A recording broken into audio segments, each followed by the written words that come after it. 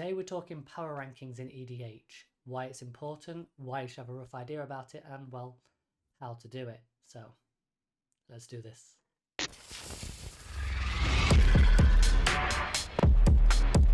So what is power ranking and why is it important for us to understand it? So power ranking in general is a number that we assign to our commander decks, our EDH decks. And this is a system that we have kind of agreed upon socially within the, I guess, the EDH commander community. It's not something the rules committee have put in place or WotC themselves have done. It's something that we as players as kind of socially accepted amongst ourselves as part of this rule zero discussion of how strong decks are. Now, there is a bit of a baseline of 5 is a precon, and then a tier 10 or a power level 10 is a CDH deck. So super highly optimized, running all the cards, like pure mentality is to win. Okay, so that's the different scales. You know, if you're playing anything less than a precon, like you're starting to look at these are just a bunch of random cards that I've got in a box and I've put them together to make a deck. You know, that's that type of stuff as you go in 5 or less. So why is it important then? Like if that's what it is and that's a number that we apply to things, why is that important? And it's important for us for matchmaking. Like normally when we play at our local game stores, we play against regular people that we see week in, week out, but maybe you moved area. Maybe you move into a different game store because you want to try a fresh scene out. And so this little discussion of like, oh, what power is this deck? Oh, this is a precon slightly upgraded. Okay, so it's like a 6. Cool, awesome. I know that my deck, this, and this, they're 5s and 6s. So I can play any of these and I'll have a roughly balanced game. Because nobody wants to pub stomp. And if you do want to pub stomp, then crack on, live your best life. So, yeah. So if we can matchmake better, we can put ourselves in situations where we have better games for everyone included. Therefore, everyone has a better time. And we can all go home happy knowing that, oh, we didn't get rickrolled, but, you know, we may have lost, but at least it was a balanced game and we still managed to do something. So yeah, matchmaking is important, so we all have a better time, we all have fun. Okay, power ranking is important because we need that system to be able to do the matchmaking better. Okay, easy. So we know what power ranking is now, we know why it's important and the benefits of doing that. So how do we do it? How do we power rank each of our decks individually? Now, you don't have to go through each card and give them a rating and then that all tallies up or whatever. It's not that difficult. We're going to go through our decks and systematically break our decks down into certain piles. I do mine into the creatures, instant sorceries, enchantments, the artifacts. I then pull out any key winning cards, like what is the winning strategy, any tutors, and any really strong effects or enhancers that really accelerate that deck. And then once we've got all that laid out, we can then go, okay, right, what is everything? So first off, we're going to look at our winning conditions. How do we win? Yeah. Is it through combat damage, commander damage? Are we milling? Is it combo? Is it life draining, etc.? Some of these are stronger than others. Okay. So depending on how you win will depend on how strong your deck is or not. We then need to look at what combos you're running. Is there any combos in your deck? Like a great website to do this is Commander Spellbook. You can literally just throw your deck list in there and it'll tell you if you've got any combos or if you're missing a combo by 1 or 2 cards. So yeah, if you want to remove combos, great. If you want to add combos, it's also a great source. Then from there, we need to look at the speed, like fast mana. How fast are you deploying this strategy? Are you running things like mana vaults, mana crypts, lotus petals, jeweled lotus, all that type of stuff? Are you trying to get your commander out on turn 1, turn 2? Are you trying to get your strategy deployed by turn 5 so you can win on turn 6, turn 7? How fast are you doing it? And then this is where we go into consistency. How consistently can you do that every game? If you play the same deck 5 games in a row, are you going to be repeating that same effect on turn 5 every time? Yeah? Or how many tutors are you running? Like, are you running 3 or 4 cards that are your winning condition and therefore you're running 6 tutors to consistently get those? Yeah? So you see how these are all starting to stack on top of each other. Finally, we've got synergy and card draw. Card draw is so strong in Magic. Like, if you have high synergy within your decks and you're able to draw a lot of cards, you've got more chance of drawing through to what you need at that moment, whether that be removal, your winning condition, stacks effects, whatever you're playing. So yeah, so we're going to look at those things: fast mana, combos, speed, consistency, and tutors, along with the synergies and the card draw. Now, the best way for me to, I guess, show you all this is to go through my decks. I've got about 6 of them. Some of them are like a 5, 6s. I think I've got a 7, and then I've got like a 9 or something like that. So I'll go through, I'll break them all down, and you can see how I've ranked them and why, and my thought process behind it all. So you can better understand and evaluate your own decks, and then hopefully lead to having some better games. So yeah, I'll see you on the other side. Enjoy. So starting off, we've got Tivit, Seller of Secrets. Here's my strongest deck, I think. I say I think, I'm pretty confident that he is. First off, winning strategies. We've got Demonic Consultation, Thassa's Oracle. We're running things like Ad Nauseam to make sure we get to that. We're running things like Peer into the Abyss to draw as many cards as possible. And we're also running Time Sieve to potentially make infinite turns with Tivit. Like, these are pretty strong cards, pretty strong combos to be aiming for. And to make sure that we can do this, I am running a whole bunch of tutors. Mystical Tutor, Vamp, Muddle the Mixture, Wishclaw Talisman, Diabolic Tutor, Demonic Tutor, Grim Tutor. Yeah? So there is a whole suite, 7 different tutors there. Okay? 7 different tutors to make sure I can get to that win con. Yeah? And just note, well, the CMC cost of all of this. Yeah? The biggest thing is the Ad Nauseam at 5 mana. That is the most expensive spell, I think, in my deck, apart from maybe a Hullbreaker Horror, which is 7. So yeah, two cards in my deck at 5 mana plus. Everything else is like 3 or less. Or there might be a couple of 4s, but I think Phyrexian Metamorph is 3 and then Phyrexian, so technically it's 3 because you just paid the 2 life. Now, to support all that, to cast all that stuff as much as possible, obviously I've got the fast manas, I've got Opal, Amber, Petal. So I'm still missing the Chrome Mox, I'm still missing the Mana Crypts. I have the Mana Vaults, and then after that it's the usual stuff that you see in most games. So Soul Rings, Thought Vessels, Farewell Stones, Signets, then we've got the Talismans, and then to support me drawing cards and getting into the right place, I've got Divine in top. And because my commander costs a lot, aka 6 mana, I've got ways to slow the opponents down. So there's a few stacks pieces in here as well. So I'm trying to go as fast as I can and slow my opponents down at the same time. And there is a few more combos as well, like Teferi Time Raveler mixed in with, where is the little cat? Yeah, the little cat's 4 mana as well. Yeah, we're playing things like Talion as well. Talion doesn't work so well in casual because you have to pick a number and depend on your opponent's decks, it's not as consistent, whereas in EDH, like 1, 2 is always pretty consistent, going to be drawing stuff, and then Hullbreaker, which is another combo card. So yeah, then it's just like more stacks pieces, more stacks, other ways to like capitalize off other people tutoring. So I've got Archivist of Ogmore, Very Mastermind drawing cards, Esper Sentinel drawing cards, Ledger Shredder to draw cards, Opposition Agent to take over other people's turns when they're tutoring, Ranger Captain of Eos to sacrifice to stop people from casting spells, and also to make sure I can find my Esper Sentinel. And then obviously we've got more card draw, Blind Obedience, which is kind of stacked pieces, Touch of the Spirit Realm, which is just a nice bit of tech to blink your commander or exile your opponent's stuff. Yeah, this doesn't need to be a deck. Like, I'm just ripping through this really quick. In terms of mana base, I've actually just looked at this and I realised this mana base is lacking. So I've got City of Brass. I probably need the other pain one that taps for one of any colour. I can't remember what it's called right now. So yeah, we've got the Raffine's Tower, we've got the Shocks, we've got the opponent lands, we've got the pain lands, then we've got a couple of fetchers. I've only got 4 fetchers, so I've not got the whole suite that I need. I think I can play up to 8. Is it 6 you can play in a 3-colour deck, or 8 you can play in a 3-colour deck? And after that it's all basic. So there's still actually a lot more I could do for the mana base to make this mana base better. And that's, I think, why it's not the 10. Yeah, it's missing that last little bit to push it over that edge. So it's definitely in the realms of being like a power level 9. Like, it's fairly consistent. On average, I think I start to try and win around turn 4. If not before. Like, some god hands I can go crazy with.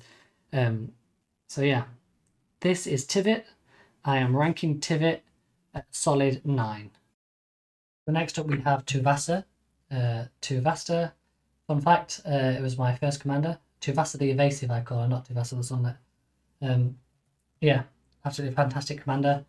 This is basically an enchantment themed deck. I've built it in a bit of a weird way. Its main win is through putting on enchantments and auras, such as Equus Form, Spirit Mantle, all the glitters, Unquestioned Authority, Snake Umber, Bear Umber, and Holy Mantle. You'll notice with all of these ones, Spirit Mantle, Equus Form, Unquestioned Authority, and Holy Mantle, they all give her protection from creatures.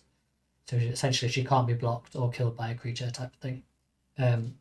Not quite as good as Unblockable. Doesn't give her vigilance or anything like that, but it allows her to get through to deal that damage. And a lot of them have different effects as well on them, so which makes it great. So that's the main win card. I'm going to get Tuvasa to 21 power, and I'm going to swing in and deal lethal commander damage. That's the main win of the deck. So instantly, that's already going to bring the power level of the deck down because I'm relying on killing one person at a time. That doesn't always happen. You know, people can stop you from attacking. There's lots of cards in the commander that will just mess with that strategy.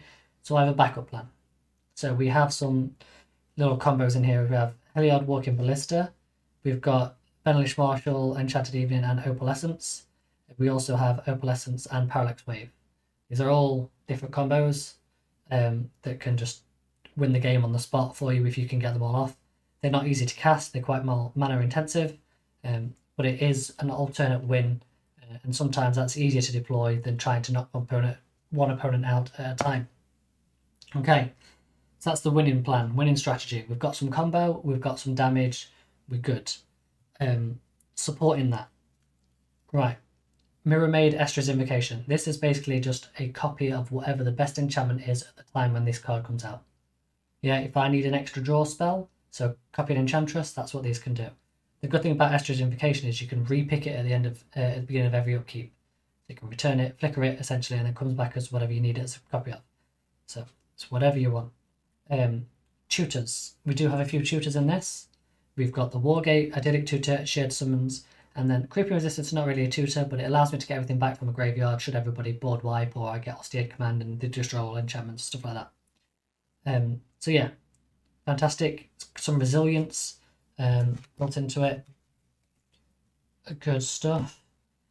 In terms of other removal, I've only got this little bit here. So we've got Swords, Path, Settle, and Winds of Wrath. You'll see that in this deck that I've designed it in a way that obviously I'm trying to get Tuvasa to 21 power, so I'm trying to disincentivize people from attacking me. You'll notice that a lot of my stuff like ramp and removal is all within the enchantment-based themes. So that triggers not only Tuvasa to get bigger, but it also triggers the draw ability of hers and any enchantresses that I have on the battlefield.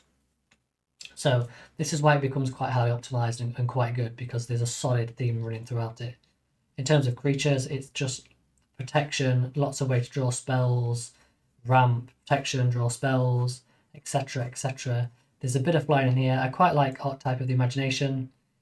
Creatures you control are flying, creatures your opponents control lose flying and can't have a game flying. So it ensures that you can get through even if Tuvasa doesn't have one of these enchantments based on it. Nylea's Colossus as well. It's just great for pumping her up really quickly and getting her to do that lethal damage. So yeah, that's those. As I mentioned, ramp is all enchantment based. So these are all great enchantment ramp spells. Yeah, so there's no fast mana in that sense. There's no fetch lands, there's no crazy artifacts coming down, mana crypts, soul rings, or anything like that. So it avoids all of that stuff, and everything is through an enchantments theme. That doesn't mean it's not strong, it is a very strong deck. The removal stuff, we've got Kenrith, we've got Darksteel, Temporary Lockdown. This card can do some work early on in the game if everybody's been ramping hard through artifacts and stuff like that. It can really shut the people down. Got Banishing Light, Karmic Justice, just to disincentivize people from messing with you. Conclave, Leyline. Leyline is never 6, just so you know. Main enchantments. This is all Sterling Grove. I guess that could be counted as part of a tutor as well. Gives you stuff all Shroud as well. We've got Mystic, we've got Ristic, Ground Seal to stop people messing with graveyards. Once again, Propaganda. There's also a Sphere of Safety as well. We've got the Smothering Tithe, you know, Enchantresses, Guardian Project, Finest Hour, because we're only ever attacking with one creature. So yeah, absolute solid deck. Mana base is pretty strong as well. Very rarely I am mana screwed. I'm pretty much always casting Tuvasa on curve. Gold ones, we've got Exotic, Explorers, Seaside, and Command. Then we've got Reliquary, Evolving Wildstorm, Off Expanse. I suppose these are fetchers, but not what I mean by fetch lands, if you know what I mean. Hopefully you know what I mean. Pain fetchers, I guess. We've got the Shocks, we've got the Pains, we've got the Pathways, we've got the Scries, we've got the Bounce, then we've got Castles, and then after that it's all basics. So yeah, really, really strong deck. Well, not really strong, not as strong as Tivit, but absolute solid deck. It's got bits we can 2 to 4. It's got a strong theme of enchantments all the way running throughout it, which enables it to trigger and draw lots of cards. And I would say this deck is a solid 8. You know, maybe on a bad draw it's a 7. But yeah, 9 times out of 10 you're drawing enough cards through all the card advantage that it's got, and you're getting out there and you are doing your thing. It doesn't necessarily mean it wins a lot of games, because it's relying on a bit of a Voltron-based strategy of getting Tuvasa to do that work and whittling people down with commander damage. It's sometimes means that you can maybe eliminate 1 or 2 people before the third person stops you, but that's obviously where the combos come in. So it can be quite strong if you do focus more on this and leave Tuvasa as more of a distraction type of thing. So yeah, solid deck. I would rate it as an 8. Let me know what you guys think, and on to the next one. So here we have Gadwick. Gadwick, the wizened. I call him Gadwick of Card Draw. It's from Thrones of Eldraine. Wizard, X blue, draws you a lot of cards. And then has an ability stapled on that whenever you cast a blue spell, you can tap an online permanent and opponent controls. You can tap down the mana rocks, tap down the creatures so they can't attack. Now, this deck originally started out as I think it was like a $50 budget deck for a commander event I did. It's now about $100 or maybe just over $100, maybe like 110 something. So it's definitely on the lower end of the scale. What's really interesting in it is if you take this combo out, the deck is just designed to get this. Isochron Dramatic Reversal. If it doesn't get this deck is dead. Like, there is nothing it can do. So you will see as I go through the deck, it's rather janky, slow, dirtily. If people wanted to, they could probably kill me within about 5 turns. But most of the time, because I'm sat there doing nothing, people leave me alone, and then all of a sudden it's like, you left me alone for too long, and now I've got infinite mana. Yeah, if somebody's sat there doing nothing, maybe they're not always doing nothing. The lands, easiest bit, all basics. No special lands in here. Just all basics, all mismatched. Like, it's just whatever I had available. Some full art, some not full art, some foils, some not foils. Yeah. Everyone's nightmare. Let's start with creatures. There's only a few. Altered Djinn, Chasm Skulker, Tribute Mage. So it does interestingly have a couple of tutor effects. So, let's put Tribute Mage over there. So we've got Djinn, Chasm, Seed Shark, Mystic, Emeritus, Towerand, Archaeomancer, Tellurian Terror, and Nezahal. Tempted to remove the Nezahal because the price keeps going up and up and up, and I want to try and keep this deck on the low end. So yeah, so no great creatures. A couple with fly-in, a couple that generate me so there's one that generates me tokens, get a spell back from a graveyard. So nothing major to write home about. Enchantments, there is just 4. Lets me draw a card, lets me draw some cards, lets me wipe the board, check my stuff, wipe the board, lets me draw more cards. So you'll start to see there's a bit of a theme showing up. So we've got Passive Intervention, look at the top X amount of cards or counter a spell. We've got some removal, we've got some counter spells. Look at the top cards, pick a card, look at the top cards, pick a card, a bit of removal. Double mana, bounce a creature, draw a card, exile a creature, look at the top lot of cards, counter a spell, look at the top of cards, counter a spell, look at the top of the cards, draw some cards, counter spell, return all attacking creatures, another bounce spell, look through the top set of bounce cards. You noticing the theme already, guys? Onto sorcerers. Exile all creatures, X cost, so it's not that good. But still, it's pretty good. Preordain, scry, draw, look at the top card, draw, look at the top amount of cards, draw, look at the top amount of cards, draw, exile something, bounce something, bounce something, bounce something, bounce something. Like, yeah, You get the drift? It's all about just, you're going to just keep looking at the top 3 cards, top 4 cards, top 5 cards. Keep going through until you find this combo. Yeah? Anybody attacks you, bounce it. Anybody attacks you, bounce it. Somebody plays something big and scary, counter it. It's stereotypical blue, I guess. You've got to be in a controlling position, and like if you don't get a creature down, you're going to get slapped. Because as soon as you start countering people's stuff, people are going to come at you. So, artifacts. There is loads. Well, not loads, but quite a few. Overflowing Chalice, Bauble, Soul Ring, Mind Stone, Signet. We've got the Belwar Stone, Thought Vessel, Command Sphere, Skyclave Relic, Mana Geode, Sisay's Ring, Hedron Archive, Earth's Golem Eye, and Lotus. Gilded Lotus. Yeah? The idea being is we can play a couple of our 1 or 2 mana spells, look at the top. We can get some artifacts down. So when we get Dramatic Reversal, we can start tapping this to make the infinite mana. Yeah? If you don't know how Dramatic Reversal works, look it up. Maybe I'll do a video on it. It's oldest combo known to man. So, tutors. Muddle the Mixture, a counter spell that can also transmute me to go and find Icecrown Scepter. I will always keep this as a counter spell until I've got Dramatic Reversal in hand and I only need to find Icecrown Scepter. So if I've got Icecrown Scepter in hand, this is always a counter spell. Yeah? Fabricate, if I've got Icecrown in hand, this is just fetching me whatever artifact I need to make coloured mana, because most of these artifacts make colourless. That's no good when I need to cast blue spells. So this is to get me my blue mana artifact or Isochron, same with Tribute Mage. Yeah. Win cons. Once I've got the infinite mana, we're going to Mystical Speculation for its buyback cost. So this is on my turn, and only on my turn because it's sorcery speed, to buy back 1,000,000 times or whatever I need to do to scry 3 to get the storm count up, to then brain freeze everybody. So everyone dies on their upkeep. If they've got a way of getting their graveyards back into their libraries, they're all good, they're still alive. But I will still have infinite mana, I guess. Other than that, there is Capsize, bounce all permanents. And remember, this is target permanent to another hand, so you can bounce all their lands. So if I've got infinite mana, I can essentially bounce everybody's stuff back to the hand. As soon as you play it, instant speed at the next available point, bounce something, bounce something, bounce something. Yeah? There is also Sphinx's Bone Wand, and this is just basically deals damage equal to the storm count. So every time you cast a spell, you put a counter on it. So the first one will deal 1 damage, next one will deal 2, then 3. So yeah, so you can then burn people out. So that's my ways of winning once I've got the infinite mana. Because if you're going to do something like make infinite mana, you need to make sure you can end it. Just like if you take infinite turns, you need to make sure you can end it.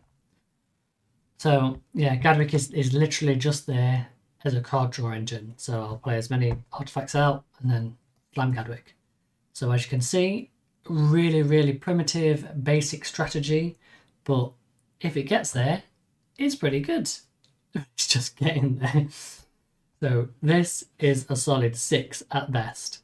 Like, if you took this out of the deck, the Isochron and the Dramatic Reversal, there is no goal in this deck. It is literally just play spells, bounce things, and then what are you looking for? Where's the win con? There is none. Like, maybe you're trying to get to your Mirror Mystic to make a bunch of 1/1 flyers, but then if you lose that, you're dead in the water. You're not exactly going to beat people down with a 5/5 and a 6 and a 7/7. So, yeah.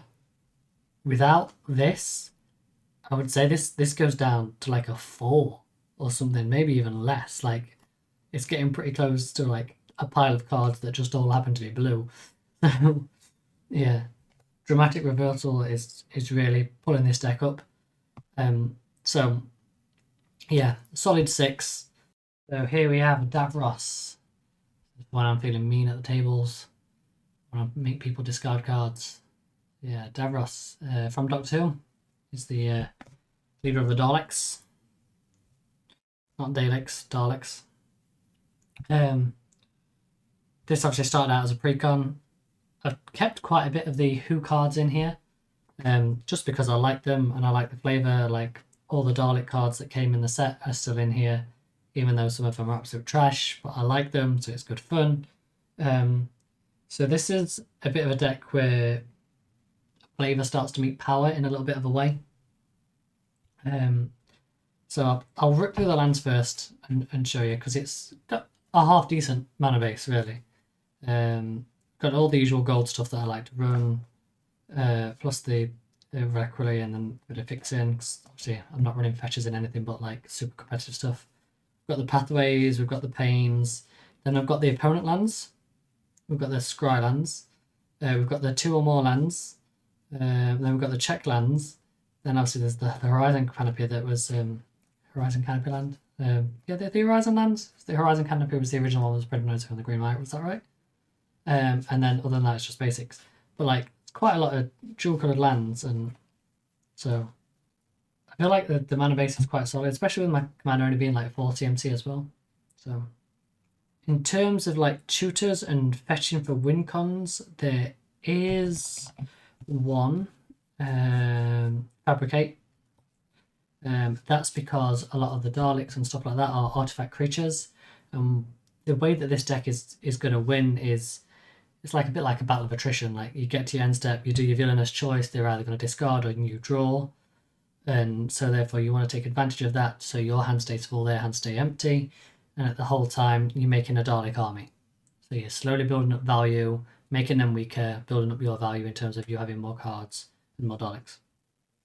So this allows you to go fetch one of the, I think it's a Cyberman, basically. Yeah, you'll see in a second. Alternate win cons is Topman of Hellfire.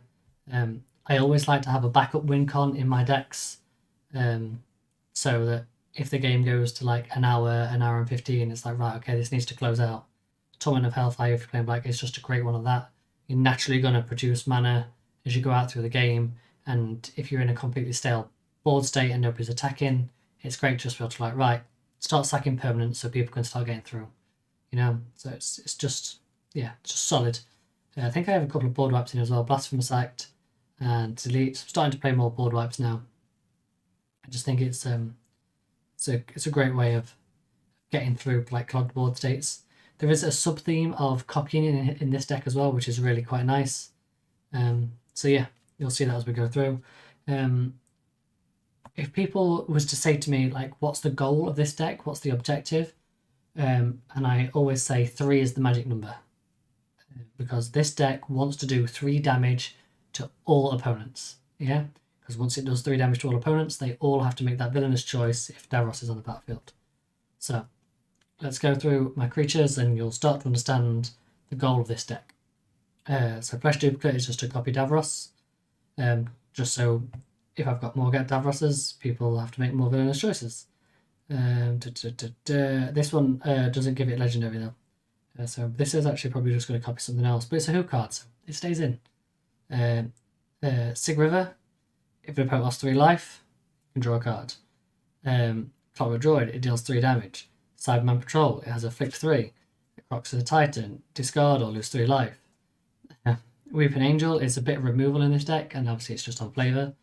Dalek Squadron, 3 damage. Myriad, Menace, Loyal Subordinate, 3 damage. You'll see this as you go through Solemn, yeah. Blood of Mars is just a fun card. Turn everything into the Blood of Mars. Spark Double, copy Davros. Tectonic Giant, 3 damage. Renegade Silent, 3 damage. Call to Scaro, 3 damage. Dalek Drone, 3 damage. Deepest Betrayal, 3 damage. Payoff for discarding cards. Belyard, 3 damage, doubling up Davros's triggers. Centauran General, it's 5 damage, and then it has a trigger when you attack with more creatures. You start to goad your opponent's stuff, so it forces that game to start to come to a close. Autonomous Soldier, copy something, aka Davros, more discard and everything like that. Then we've got the Dalek Emperor. I don't even know what this guy does, it's just a bit janky. Beginning of combat on your turn, each opponent faces a villainous choice, sacrifices a creature they controlled, or create a 3/3 Dalek. Also just allows you to weaken them, make you stronger. Great stuff. Cyberman Squadron. Here's the card I was talking about that I'm popular 2 to 4. Non-legendary artifact creatures you control have Myriad. If I've got a bunch of copies of Davros, and he's got a bunch of Daleks out that are all non-legendary, they all now have Myriad, so I can swing everything at 1, and it's all going to go at the others as well. So yeah. A bit janky, bit fun. 3 is the magic number. Bloodchief Ascension, Waste Narc, Phyrexian Arena, Sound of Drums, Propaganda, Black Market Connections, Court of Ambition, Genesis of the Daleks, and Wound Reflection. So there's a lot of like drainy bits as well because I'm picking people out. So even if I lose my commander, I can still start hitting people and draining stuff. Instant speed removal, cyber conversion. I just think it's a great removal spell. I think this is going to start to see some more players people realise, or maybe people have forgot about it because it's a who card and they don't want it. Resculpt, Chaos Warp, Maestro's Charm. Each opponent loses 3 life, you gain 3 life. 3 is the magic number. Snuff out, great removal cards, this is how it ends. So yeah. And then we've just got a bunch of artifact ramp because obviously we're in Grixis. So Ring, Bauble, Signet, Thought, Mine, all the talismans, Strionic Resonator, copying obviously his ability, Lightning Greaves, Swift Footproofs to give him protection. One thing that people don't like to do is discard cards. You're going to need to give Davros some protection if you've got a deck like this. Chromatic Lantern is just colour fixing, which I probably don't really need. Looking at the land base, I probably don't need this. This can be swapped out for something else. Command Sphere, Laser Screwdriver, gets Grimoire. So if they discard, I draw. So basically it just incentivizes them to just let me have the draw. Lithiform Engine, copying Davros, copying his abilities. Helm of Hose, copy Davros. Yeah. Really simple. Copy Davros, make loads of Daleks at the end of the turn, make people face villainous choice. Did I do these? Yes, I did these. Yeah, every time people get burned as well, like Reflection comes in nice. It's not bulletproof plan, but it's quite good. It's quite fun. So this one's quite hard to place in terms of power level. It's definitely not as strong as Tuvasa, but it's definitely stronger than Gadwick. So this could be the classic 7 range, where everyone says this is a 7. It's got a clear win plan. It's not super strong. There is ways of stopping it, and it doesn't have many ways of stopping other things. So we can deal with creatures quite well, but then when it comes to anybody else's game plan of artifacts or enchantments or maybe combo, it can't stop that at all. Like I have no counter spells or anything like that within this deck, even though I am playing blue. So yeah, I think this is falling into it's a 7 range because it does most generic things. It's all based around creatures, and you're going to create an army and then attack with that army. And the removal is just, there's enough removal to handle yourself against creatures, but nothing that's going to stop any combo or anything like that. So you're just going to fold those combo decks really. So yeah, this is the classic 7 commander deck. Let me know what you think.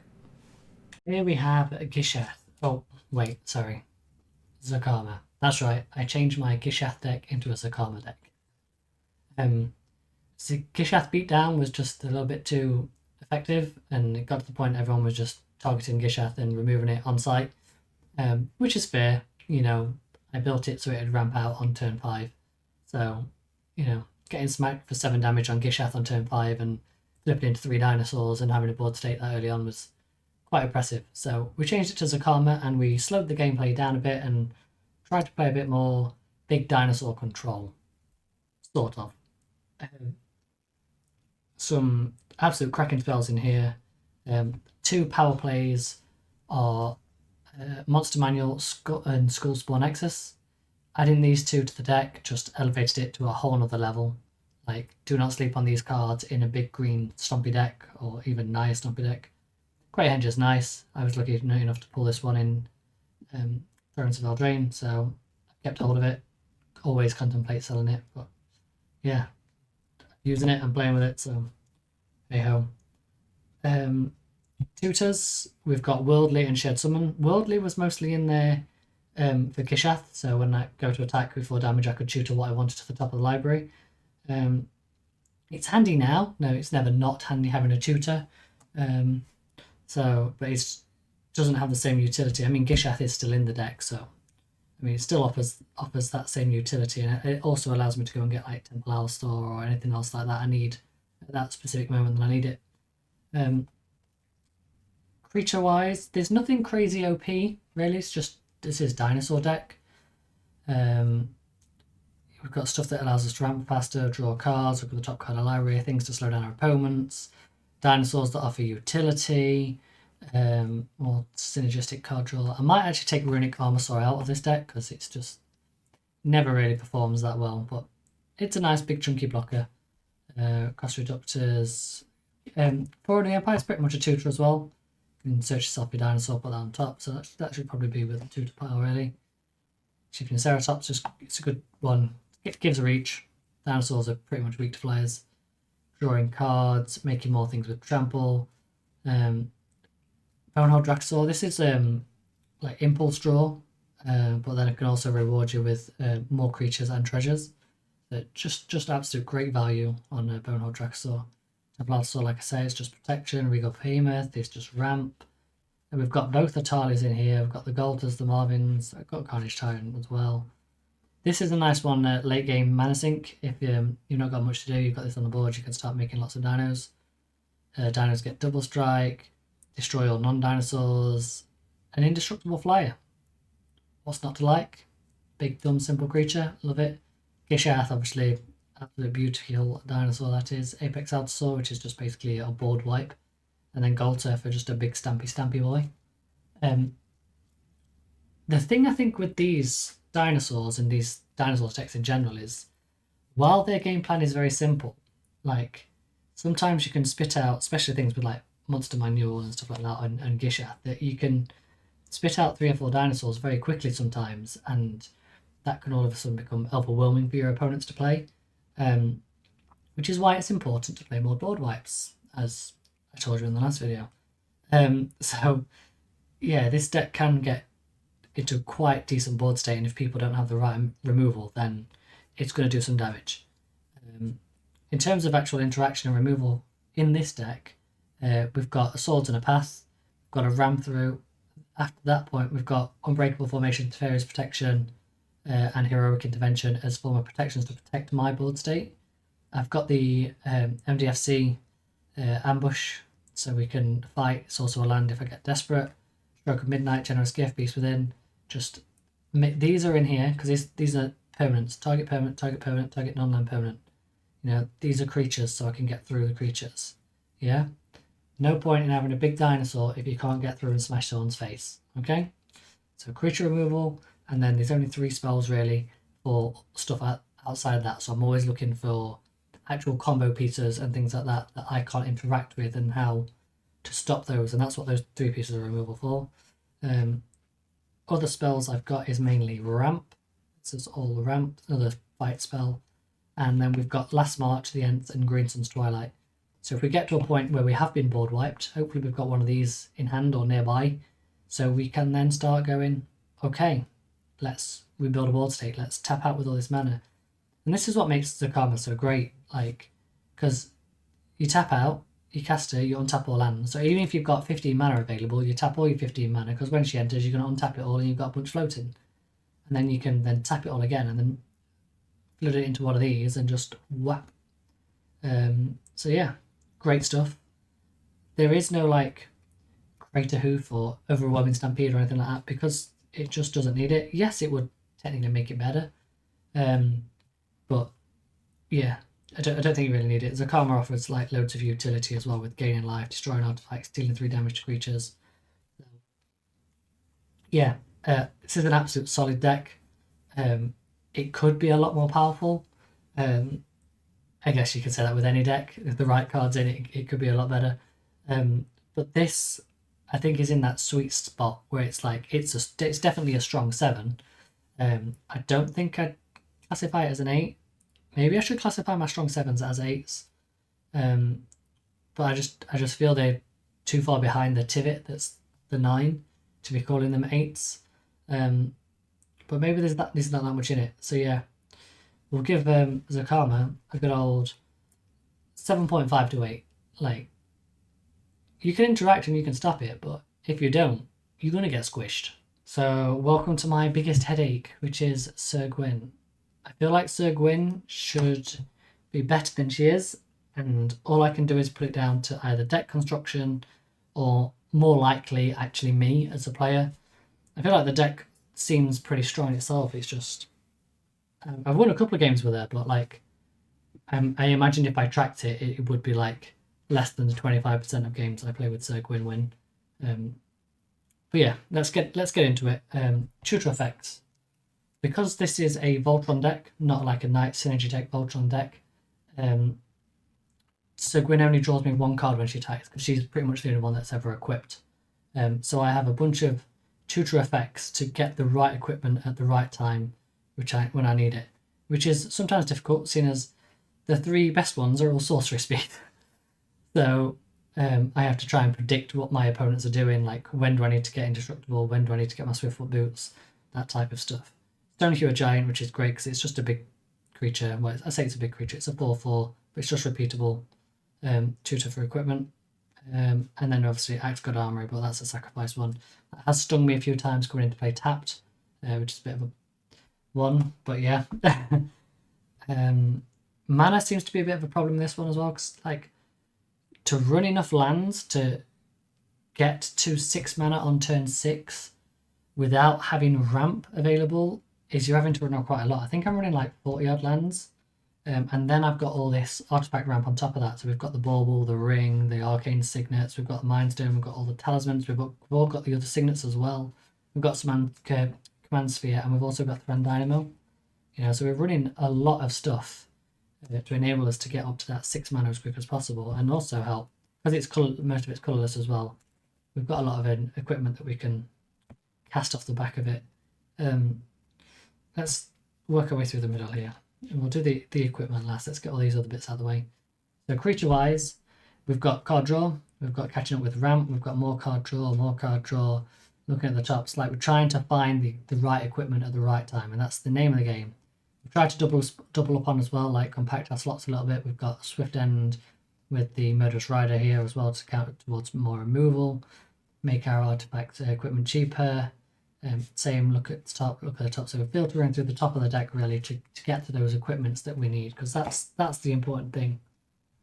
The other thing is as well, because Sir Gwyn is my only creature really. Well, there's other creatures, but I'm not really attacking with them because obviously they've got value other side. Outside being creatures, I have to make sure that when people are attacking me with 3 or 4 things, I can remove what's coming at me. So there's quite a bit of targeted removal. We've got swords, we've got path. Well, I say there's quite a bit of targeted. There's a lot of protection as well here. So blacksmith skill, Boris charms, wear and tear for artifacts, enchantments, despark, beam and defense for hexproof, adamant will for indestructible. Then we've got mortify for creatures, enchantments, bedevil. I like this because it targets planeswalkers. Now, if I've got a Colossus Hammer on Sir Gwyn and she's got 15 power, I don't want to be swinging at a planeswalker. So having stuff like this, or like Chaos Warp to get rid of target opponents, that is just fantastic. I don't like being drawn into that attack the planeswalker game. It's like with battles. Like, I'm not going to waste a turn attacking a battle unless I've got a creature doing nothing that I can get some value out of, type of thing. So yeah, that's the removal. I'm running, is it 4 board wipes in this one? Yeah, 4 board wipes. Single combat, because by the time I get around to casting this, Sir Gwyn's probably out. She's probably got equipment on her, so I know she's going to be a pretty decent attacker and blocker.